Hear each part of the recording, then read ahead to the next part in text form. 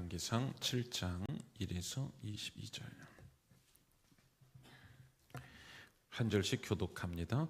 솔로몬이 자기의 왕궁을 13년 동안 건축하여 그 전부를 준공하니라. 그가 레바논 나무로 왕궁을 지었으니 길이가 100규빗이요 너비가 50규빗이요 높이가 30규빗이라.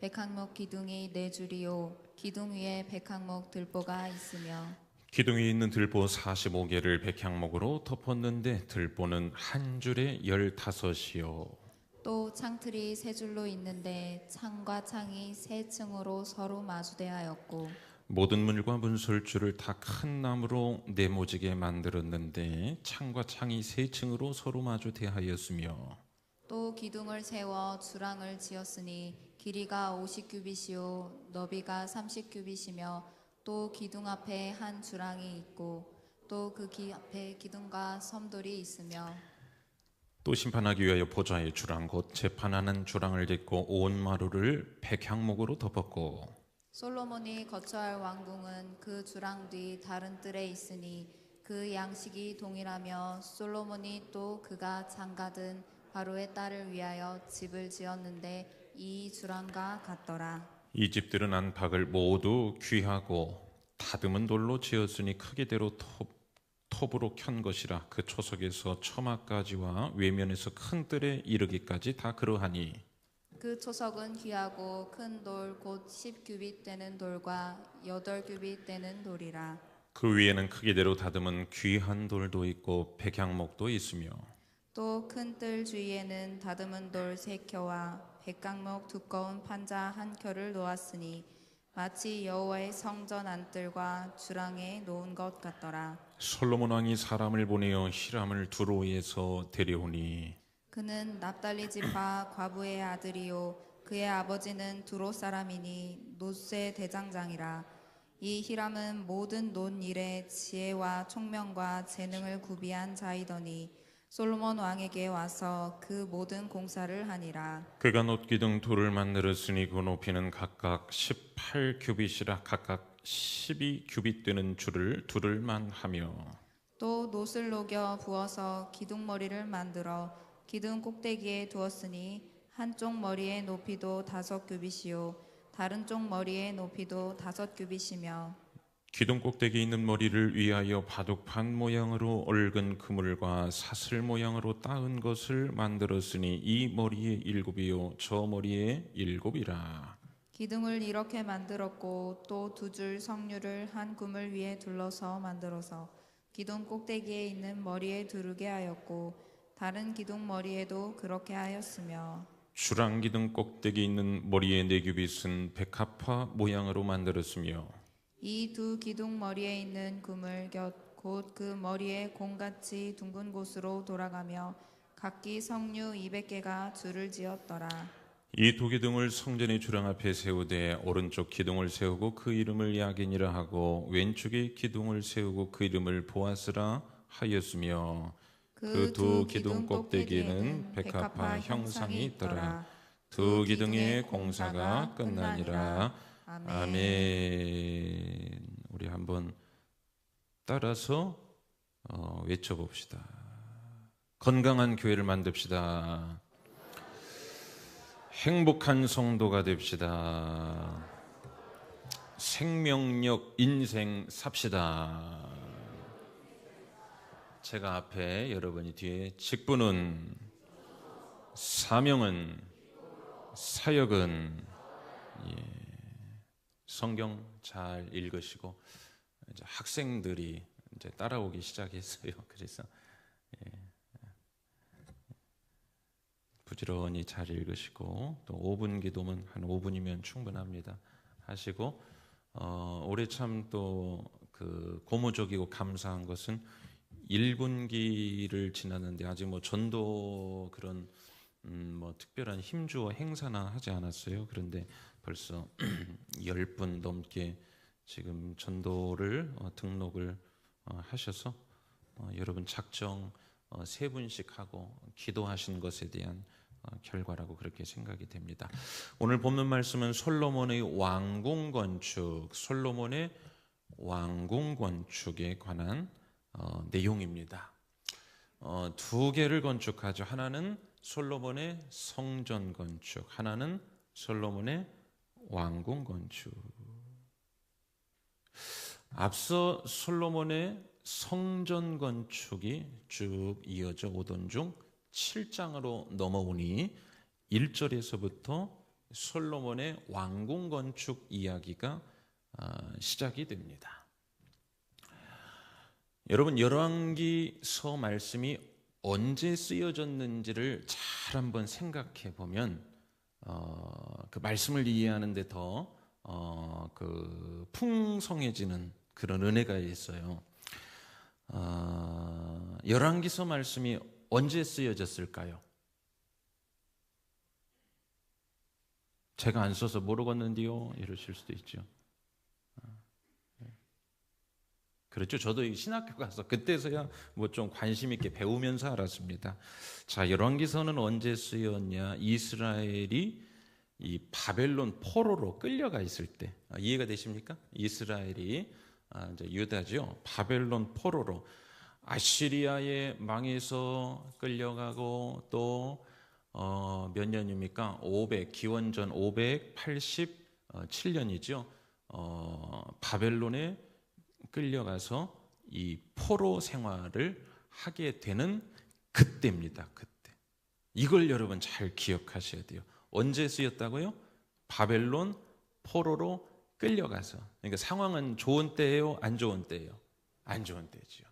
포로 생활을 할 때. 자, 그러면 모든 글은 또 책은 어떤 기록은 아무 목적 없이 쓰여지진 않아요. 그렇죠? 어떤 목적을 쓰고 가지고 조금 더우세요? 여기 좀 꺼주셔야 될 것 같은데 계속 부채질을 하셔서 조금만 여기 조절을 좀 해주세요. 더우시면 살짝만 끌게요. 네. 어떤 목적으로 쓰였을까? 그 쓴 이유가 있겠죠. 그 지난 왕들의 왕들의 역사를 쓴 게 열왕기지 않습니까? 그러니까 왕들의 역사를, 지난 역사를 왜 돌아봤을까? 그러니까 목적을 가지고 쭉 써내려간 거예요. 다윗 때는 이랬고, 솔로몬 때는 이랬고, 여로보암은 이랬고, 르호보암은 이랬고, 아마샤는 이랬고, 어떤 목적으로 지나간 일을 왜 그것을 회고하면서 썼을까? 자, 여러분 잘 생각해 보세요. 우리 수요예배 나오시는 분들은 또 이렇게 뭐라고 해야 될까요? 이렇게 조금 이렇게 깊이 있게도 다 이해하실 거라 그렇게 생각이 됩니다. 자, 포로 생활이라는 것은 한마디로 이 성공의 결과입니까? 실패의 결과입니까? 실패의 결과죠. 철저히 실패의 결과입니다. 실패의 쓴맛을, 쓰라린 맛을 지금 보고 있는 겁니다. 그러니까 이 실패의 상황에서 사람은 실패를 하거나 큰 문제를 만나면 적어도 신앙인은 어떻게 생각하냐? 꼭 돌아봅니다. 내가 하나님 앞에서 뭐 혹시 이렇게 해요, 안 해요? 하죠. 그렇죠? 내가 혹시 하나님 앞에서 뭐 내가 들어야 될 음성을 못 들은 게 있나? 아니면 내가 뭐 죄를 회개하지 않은 게 있나? 아니면 하나님께서 뭐 말씀하고 싶어 하시는 게 혹시 있나? 이렇게. 지금 포로라 이 말입니다. 실패를 했어요. 뜻대로 안 되고 있습니다. 그래서 이들이 생각하는 거예요. 우리 민족이 이렇게 실패한 것은 어디서 그 원인을 우리가 찾아야 할까라는 생각을 가지고 신앙적으로 과거의 왕들의 역사를 쭉 회고해 보는 겁니다. 누구를 통하여? 열왕기 저자, 역사가, 사가를 통하여 쭉 지난 일들을 회고해 보는 책. 이게 무슨 책이다? 열왕기 상하. 우리 엄청 똑똑해졌죠? 역대기는 언제 쓰여졌을까? 포로기에서 돌아온 후에. 나중에 또 역대기 합시다. 열왕기는 포로기에 쓰여졌다. 끌려가 있을 때. 그러니까 지금 이 열왕기 사가는 이런 거예요. 과거의 일들을 쭉 돌아보면서 우리가 한번 들여다보자. 우리가 한번 반성해보자. 어디서 단추가 잘못 끼워졌는지. 여러분, 모든 것은 심은 대로 거두는 법이고 신앙생활도 마찬가지. 심은 대로 거두는 법이지요. 어디서 이 단추가 잘못 끼워졌는지 한번 추적해보자. 그래서 뭘 하고자 한 거예요? 다시 이 어려움과 실패를 이겨내보자, 다시 한번 세워보자, 다시 한번 일으켜보자, 다시 한번 옛 괜찮았던 대로 돌아가보자, 회복해보자. 문제 가운데 있으면서 그 문제를 원인을 파악하기 위해 하나님 말씀에서 우리가 벗어난 것이 무엇이 있을까 다시 한번 돌이켜보고자 한 말씀이 열왕기 상하입니다. 자, 그러면 이제 오늘 7장에 이르면 뭐가 나온다고 했어요? 솔로몬이 뭘 지었네요? 왕궁을 지은대요. 솔로몬 왕정의 역사를 쭉 돌아보던 중 걸리는 게 있어요. 이렇게. 뭐가 걸렸을까? 오늘 이 부분입니다. 왕궁 건축 과정에서 뭔가 걸리는 게 있었다. 뭐가 걸렸을까? 여러분, 솔로몬의 영광, 부귀, 영화 뒤에 드리워진 그림자가 있습니까? 없습니까? 있어요. 너희들은 말과 마병을 의지하지 마라. 근데 나중에 어떻게 됩니까? 그렇죠. 너희는 많은 여인을 두지 마라. 그런데 여인은 1000명밖에 안 뒀어요. 300명.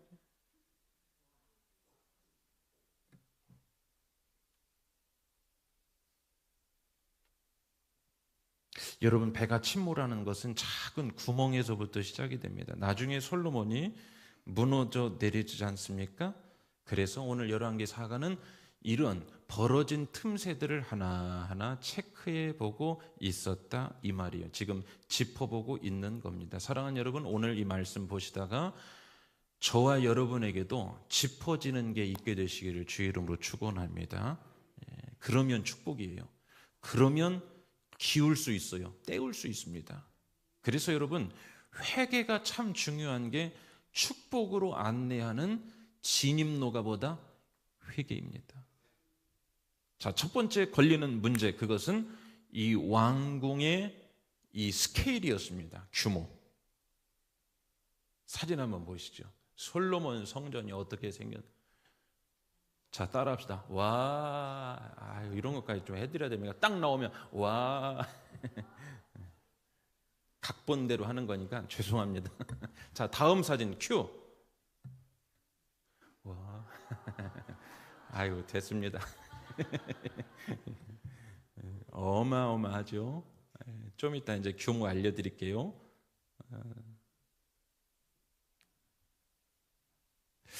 왕궁을 짓기 위해 들어간 재료들 오늘 본문에 보면 어마어마합니다.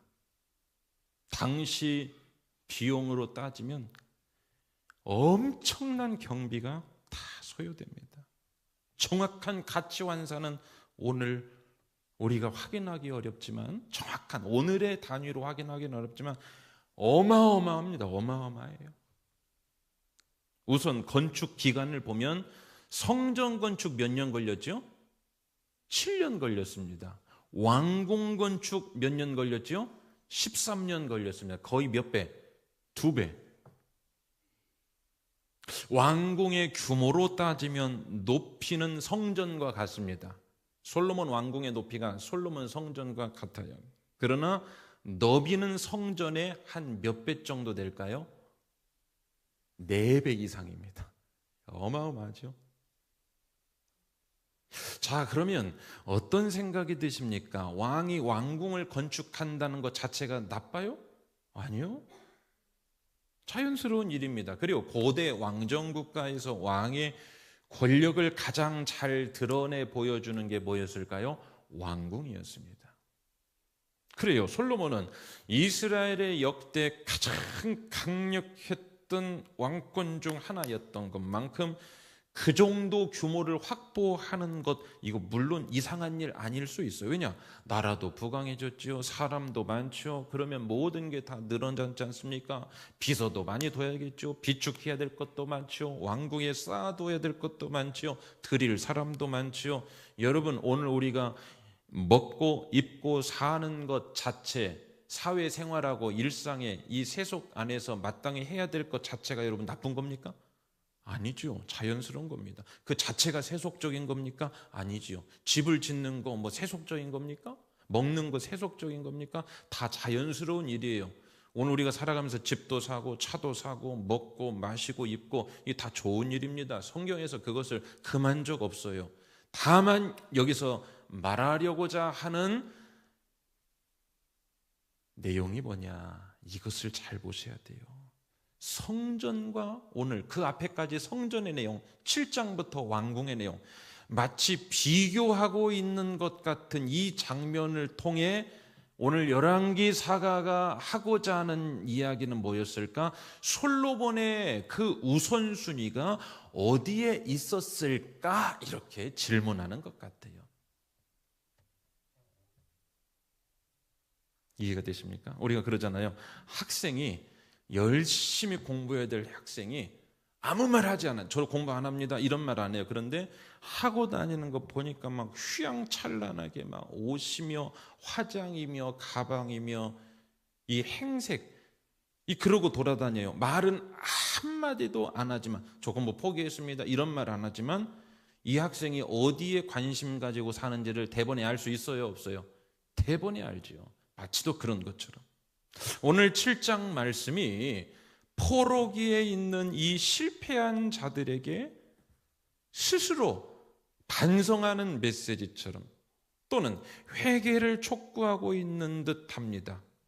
오늘 본문처럼 이렇게, 그때 우리가 어디에 더 관심하며 살았던가. 오늘 이 실패의 자리, 포로기의 이 자리, 포로의 자리에 우리가 이렇게 와 있는 거, 그때 솔로몬 성전의 시대와 솔로몬 왕궁의 시대, 혹시 우리가 어디에 더 관심을 두고 살았나? 혹시 다른 곳에 더 우선순위를 두며 살았던 것은 아닐까? 왜? 왕궁 지은 걸 보니까 답이 나오는 거예요. 오랫동안 크게 성전은 요따맣게 짓고, 성전은 이만하게 짓고 왕궁은 그 너비를 4배로 짓고. 여러분 한번 돌아보시기 바랍니다. 오늘 말씀 여러분 점검해 보시기 바래요. 여러분 체크해 보시기 바랍니다. 뭘? 내 삶에 내 왕궁을 하나님의 것보다 더 크게 그리고 중요하게 우선하여 살아가고 있는 부분이 있지는 않은지, 그게 여러분 삶의 우선순위에 누수를 만듭니다. 누순할 수 있어요. 당장은 몰랐죠. 당장은 문제 없었습니다. 솔로몬 시대에 잘 살았어요. 문제 없었습니다. 부귀영화를 누렸습니다. 열왕기상 13장 막 쭉 넘어가면 막 인신제사도 나와요. 예루살렘 한 복판에서. 그리고 막 이방 신전도 즐비합니다. 문제 없어요. 살아가는데 문제 없습니다. 그리고 이 쥐에게 서서히 고통을 주니까 고통스러운지 모릅니다. 서서히 고통을 주니까. 근데 나중에 죽어요. 포로기까지 와서 완전히 패망해버렸고, 선지자들을 보내는데도 들리지 않아요. 선지자들이 막 아니다고 말씀을 전하는데도 아니다, 평안하다, 평안하다, 지금 잘 되고 있다, 우리 아버지 때도 그렇게 했다, 전혀 문제 없다, 교회에서 이렇게 하는 것 계속해서 내려오던 관례다, 관습이다, 전통이다, 문제 없다, 계속 서서한 통증을 주니까 아픈 줄을 모른 겁니다. 그러다가 한 방에 587년에 포로기로, 오늘 우리도 살아가면서 죄송하지만 바벨론 포로기를 인생에 몇 번 맞으셨을 겁니다. 오늘 본문이 우리에게 그렇게 묻고 있어요. 우선순위의 문제에서 혹시 틀어진 것 있는지 잘 점검해 봐라. 자, 이제 두 번째 왕궁의 모습을 한번 봅시다. 오늘 본문에 기둥이 나오지요. 솔로몬의 궁은 기둥으로 지붕을 떠받치는 구조. 당시 이 건축 양식, 저는 뭐 이거 잘 문외한이고 모르니까요. 그냥 자료를 보고서 이야기하는 거예요. 이랬다는 거예요. 사실 성경을 읽다 보면 이런 내용들이 많이 나오긴 해요. 그리고 그 기원전 10세기부터 그리스 신전들은 대부분 이런 식으로, 지금도 여러분 그 유럽 여행하시는 분들은 많이 이제 볼 겁니다. 제가 조금 후에 사진 보여드릴 거예요. 솔로몬 궁은 어떤 건축 양식이었냐? 기둥으로 이 궁을 떠받치고 있는 구조. 말씀드린 것처럼 기원전 10세기 그리스 신전들에서 대부분 나타나는 많은 기둥으로 지붕을 떠받치는 구조와 이 솔로몬 왕궁도 그 구조가 비슷했습니다. 자, 사진 한번 보여주시죠. 자, 이것은 그리스 파르테논 신전이죠. 어떻게 하고 있어요? 많은 기둥이 받치고 있죠. 게다가 백향목과 다듬은 돌로, 마감재를 뭘로 썼냐면 백향목 그리고 다듬은 돌로 마감했습니다. 이것 역시 이방 신전과 비슷한 건축 양식을 솔로몬 왕궁에도 적용한 거예요.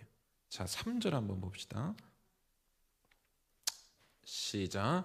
기둥 위에 있는 들보 45개를 백향목으로 덮었는데 들보는 한 줄에 15이요. 아까 그림 보고 읽으니까 좀 이해되시죠? 어떻게 지었을 것이다. 뭘 말하는 것 같습니까? 세상적인 힘을 여기서 드러나게 하는 것 같은, 아까 보셨지만 우리가 기원전 10세기 이 고대 그리스 신전에 남아있는 모양이나 자료를 다 확인하거나 찾아볼 수는 없어요. 그러나 흡사 그 파르테논 신전 하나만 보더라도 그게 뭡니까? 그 여신의 위용을 자랑하기 위한 그거 아닙니까? 세상적인 힘을 거기에서 과시하는 건데 흡사 솔로몬 궁도 비슷하게 지어놓는다 이 말이에요. 무슨 말입니까? 세상의 힘을 같은 방식으로 세상과 같은 비슷한 방식으로 힘을 드러내고자 하는 그러한 모습이 건축에 지금 배어 있었던 것이 아닌가 열왕기사가가 써내려가고 있는 거예요. 야. 여러분 그런 때가 있어요. 멀쩡히 살아가는 모르는데 하나님께서 언젠가만 딱 힘을 주어서 멈추게 할 때가 있습니다. 사랑하기 때문에 살짝 통증을 주실 때도 있어요. 왜냐? 그 필리비안 씨인가요? 기독교 유명한 영성가가 그 고통이 주는 우리에게 축복이라는 뭐 그런 제가 정확히 읽은 책인데 제목은 잘 안 납니다. 이 고통과 통증이 얼마나 감사한 건지에 대하여 쓴 책이에요. 여러분 우리가 통증이 없으면 어떻게 될까요? 그 뜨거운 난로에 손을 대는 순간 뜨거워 이 통증 느껴지는 시간이 우리가 반사적으로 반응하는 것보다 조금만 길면 어떻게 될까요? 다 타버립니다. 손가락 화상 입어요. 그런데 뜨거 통증하는 거 살아가면서 하나님께서 우리에게 일시의 통증을 주는 것은 빨리 피하라, 빨리 손 떼라, 거기서 빨리 나와라, 너 빨리 돌아서고 회개해라 이거지요. 여러분 오늘 우리가 그럴 때가 있어요. 그런데 그 지나가는 때에는 잘 모릅니다. 지나가고 난 후에 오늘 바벨론 포로에 끌려가 있으니까 이런 거 하나하나가 걸리는 거예요. 그때 우리가 그랬지. 그때 우리가 그랬지. 오늘 그랬지. 세상적으로 보여지는 외관을 더 크고 위용 있게 하려다 보니까 어떻게 한 겁니까? 따라가는 거예요. 그러한 방식을 백향목과 다듬은 돌로 마감하고 많은 기둥으로 더 많은 기둥을 세울수록 더 세상적 위용을 드러내는 것처럼 이방 것과 비슷하게 따라가는 겁니다. 세상 것과 비슷하게 따라가는 거였습니다. 오늘 아마 그 열왕기 사가가 저자가 이런 마음으로 쓰지 않았을까. 실패한 자리에서 이렇게 돌아보니까 그런 찬양이죠. 내 평생 살아온 길 뒤를 돌아보니 걸음 이쯤이면 따라 나올 때가 됐는데 참 식사를 안 하고 오셔가지고 그냥 배 힘이 없으시니까 걸음마다 자욱마다 모두 죄뿐입니다. 근데 여러분 그 돌아보기 전까지는 죄인지 잘 몰라요. 그런데 돌아보니 걸음마다 자욱마다 모두 죄. 여러분 바벨론에서 깨닫고 바벨론 그 포로의 자리까지 끌려가서 깨닫지 말고 오늘 말씀이 주어진 이유는 이러한 케이스로 우리가 걸려들 때가 있으면 바벨론 포로의 시기, 바로원 포로의 장소까지, 거기까지, 그 자리까지 가지 말고 미리 점검하고 미리 주의해라. 여러분에게 이 말씀이 잘 찔림으로 오늘 약효가 발휘되게 되시기를 부탁을 드립니다. 이들도 여러분 처음부터는 그러지 않았을 겁니다. 그런데 나도 모르게 세상적인 입, 세상적 논리, 세상 가치 근거에 드러내려고 한 거예요. 드러내려고 한 거예요. 우리나라 한국 교회 위축, 지금 한국 교회가 여러분 말도 못합니다. 정말로 힘듭니다. 엄청나게 감소를 하죠. 평가와 분석을 내놓아요. 그리고 한국 교회 신자들에 대한 이 신앙의 평가와 분석도 내놓는데 정말로 이 급쇠퇴기입니다. 큰일 날 거예요. 이대로 가다가는. 급추락하는 원인의 그 모습들이 처음부터 그러진 않았습니다. 그런데 초기에 그 순수했던 그 모습과 신앙의 본질이 시대가 변해가면서 이게 같이 변해야 되는 건지 고수해야 되는 건지 잘 분별이 안 되다가 고수해야 될 것까지도 변화시킵니다. 하나하나. 그 결과를 오늘 우리가 그대로 맞고 있는 거예요. 나중에는 여러분 구분도 안 될 정도, 세상 것인지 교회 것인지 구분이 안 될 정도, 세상과 짝하는 겁니다. 그리고 심지어는 세상과 겨루는 거예요. 누가 더 큰가? 누가 더 힘을? 여러분, 우리가 예수를 사랑하고 예수님의 말씀을 자꾸 묵상하면 예수 닮은 사람이 되는 줄 믿으십시다. 새벽으로, 오늘 저녁으로 얼마나 힘드십니까? 거의 뭐 판다 수준이 된 분도 계세요. 다크서클이 다 내려와가지고 새벽마다 일어나시죠. 그러나 영혼이 잘 되면 여러분 육신도 하나님께서 잘 피로도 회복하고 또 치유 주실 줄로 믿습니다. 왜 말씀드리냐? 자꾸 예수님 말씀 가까이 하고 또 이 신앙의 본질을 자꾸 가까이 하다 보면 나도 모르게 예수 닮은 사람이 됩니다. 일주일 168시간 일이었겠죠.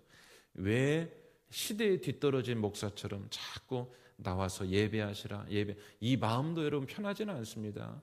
그러나 자꾸 예배하시라 수요일날 중간에 나오셔서 예배하시라 하는 이유는 168대 1시간으로 우리가 싸워요. 일주일 168시간입니다. 168시간 중 세상같이 세상 문화, 세상하고 몇 시간 동안 접해 있으세요. 그리고 주일에 한 번 예배를 드린다면 168대 1로 싸워서 승산이 있겠습니까? 그래서 여러 가지 방법과 도구를 만드는 거죠. 성경 통독하면서 예수 가까이 하는 거, 5분 기도하면서 그 5분이 10분이 되고 10분이 15분이 되고 이러는 거죠. 자꾸 예수 가까이 하면 예수 닮은 사람이 되고, 그 반대도 마찬가지입니다. 근묵자흑이라고 했던가요? 사랑하는 여러분, 세상은 변해도 고수해야 할, 붙잡아야 할 하나님 관계에 있어서 여러분들이 고수하고 붙잡아야 될 것, 그거 꼭 붙잡고 가시기를 주님의 이름으로 축원합니다. 목회하는 동안 적어도 그거 끝까지 저는 싸우겠습니다. 끝까지 싸워. 그 놓지 않도록. 우리 그렇게 한번 신앙생활 해 보십시다. 예, 그 시대도 그랬을 거예요. 다 변하는 겁니다. 다 그렇게 하니까 그냥 그렇게 내주는 거예요. 이것도 내주고 저것도 내주고 그냥 빗장을 다 열어버렸습니다. 망하는 결과밖에 안 나와요. 이런 일들 하나하나가 보여 나중에 그 민족은 타락의 끝을 경험하게 되죠. 우상들이 아주 들끓게 됩니다. 말씀드린 것처럼 이제 7장 넘어 쭉 가다가 13장, 11장, 12장, 13장까지 이제 이르면요, 예루살렘 거리에서 인신제사, 사람을 잡아 죽이는 제사를 드린다니까요. 신전이 세워집니다. 사랑하는 여러분, 시대에 뒤떨어진 그러한 교회가 또는 신자같이 보인다 하더라도 여러분 본질을 꼭 붙잡고, 변화돼도 되는 것들은 우리 완전히 변화합시다. 다 변화합시다. 그러나 붙잡아야 될 것들은 끝까지 고집스럽게 그렇게 붙잡는 우리 교회와 우리 성도님들 꼭 되시기를 주님의 이름으로 축원합니다. 마지막 시대에는 그러한 교회들이 살아남을 거예요. 그러한 신자들이 살아남을 겁니다.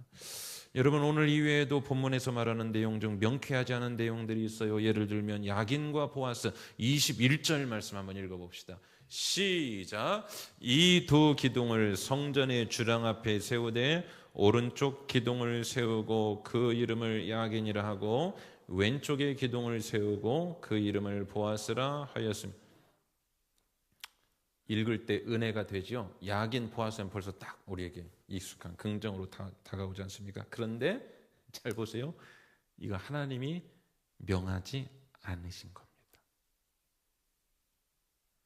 성막 양식에서는 찾아볼 수 없는 부분입니다. 그러면 이런 의심을 해볼 수 있는 대목이에요.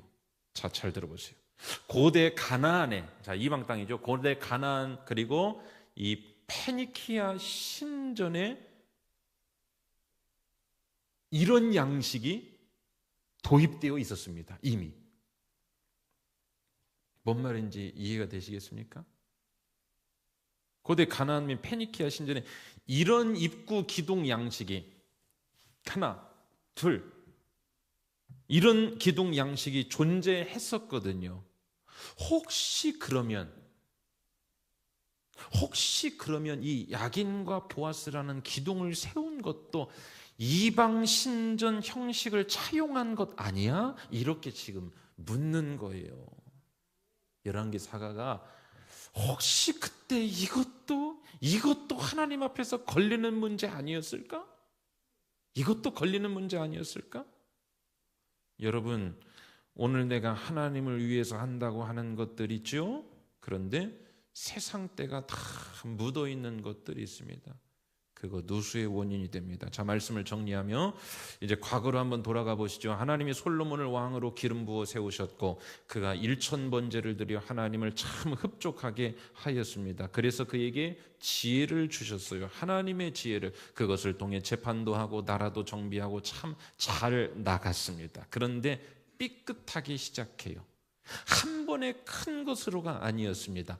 어디서부터 시작되냐? 전혀 문제가 되지 않을 것 같은, 전혀 타격을 입히지 않을 것 같은 작은 것들 하나하나가 균열을 만들기 시작했습니다.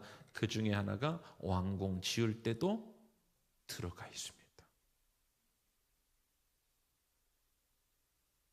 나라적으로는 더 잘 되고 있었습니다. 나라적으로는 더 강해지고 있어요. 견고해졌습니다. 문제 없을 거라 생각했을지 모릅니다. 하지만 상승 곡선을 타고 있을 때 엄청난 왕궁을 짓고 세를 과시하고 위용을 자랑하고 그렇게 세상과 살짝 믹서해서 가고 상승 곡선을 타고 있습니다. 상승 곡선을 타고 있을 때 영적으로는 어떻게 되죠? 하강 곡선으로 내려가고 있어요. 상승 곡선, 하강 곡선. 사랑하는 여러분, 이 언밸런스가 우리 가운데 있지 않습니까?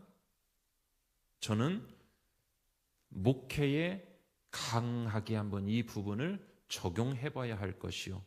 여러분은 여러분 개인의 신앙과 삶에 깊이 한번 점검, 적용해 보셨으면 좋겠습니다. 왜냐? 그 결국은 보이는 상승 곡선이 아닌 보이지 않는 하강 곡선으로 결과를 가져오게 됩니다. 영혼이 잘못되면요, 범사고 뭐고 같이 다 망가지는 겁니다. 오늘 우리가 쓸데없는 것은 하지 않아요. 다만 더 잘해보려고, 더 잘 살아보려고, 삶을 위해서, 가정을 위해서, 재정을 위해서, 미래를 위해서 열심히 해가는데, 자, 오늘 이제 마지막 핵심입니다. 그 마음 중심에 우선순위가 하나님으로 와 있지 않으면 어디선가 이 셉니다. 나도 모르는 사이에 셉니다. 사랑하는 여러분, 하나님 우선하고 내 인생의 왕궁을 지어가는 그러한 삶이 되시기를 주님의 이름으로 축원합니다. 조금 어설퍼도 성막의 방식을 우선하여 왕궁을 짓는 여러분의 삶 되시기를 축복합니다. 그러면 하나님이 주관하십니다. 하나님 우선이 아닌 우리 삶의 왕궁을 계속해서 짓다 보면 하나님의 우선이 아닌, 그러면 그것은 망하는 첩경이 될 것입니다. 오늘 우선순위 다시 한번 잘 점검하시는 여러분 되시기를 주님의 이름으로 축원합니다.